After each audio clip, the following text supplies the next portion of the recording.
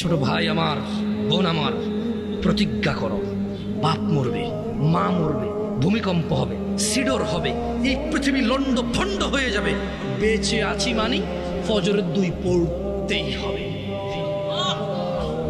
বেঁচে আছি মানে জোহর আসর মাগরিব ইশা পড়তেই হবে। একটু আগে সিগারেট খেয়েছি, একটু পরে আজান হয়েছে, নামাজ পড়তে হবে। একটু আগে পর্নোগ্রাফি উলঙ্গ সিনেমা দেখেছি, একটু পরে আজান হয়েছে, নামাজ পড়তেই হবে। ঘুমের মধ্যে কাপড় চোপড় নষ্ট হয়েছে, মা জানে, বাপ জানে, ভাবি জানে, বোন জানে, সবাই জানে। এখন গোসল করলে সবাই বুঝবে কেন গোসল করছো। সবাই বুঝলে বুঝুক, না বুঝলে নাই। আর বুঝলেই কি না বুঝলেই কি, আমার কাপড় নষ্ট হয়েছে, গোসল আমার ফরজ হয়েছে, আমি গোসল করবো, নামাজ পড়ব।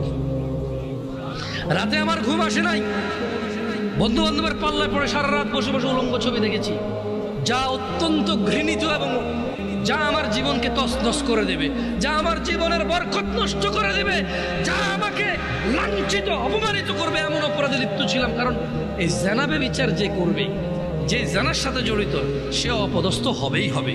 আপনি আখিরাতে তার আছেই। এই একটাই অপরাধ জানাবে বিচার, একটাই অপরাধ অশ্লীলতা, যেটা শাস্তি আল্লাহ দুনিয়াতে দিয়ে দেয়। কোথায় দেয়? আখিরাতে তো আছেই।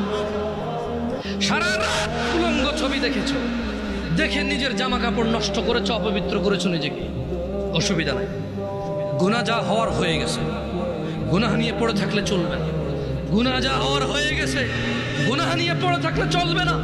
যাও গোসল করো, ফজরে আযান হয়েছে, সালাতে যাও, 2 রাকাত সুন্নত পড়ে আল্লাহর কাছে ক্ষমা চাও, 2 রাকাত ফরজ পড়ে আল্লাহর কাছে ক্ষমা চাও।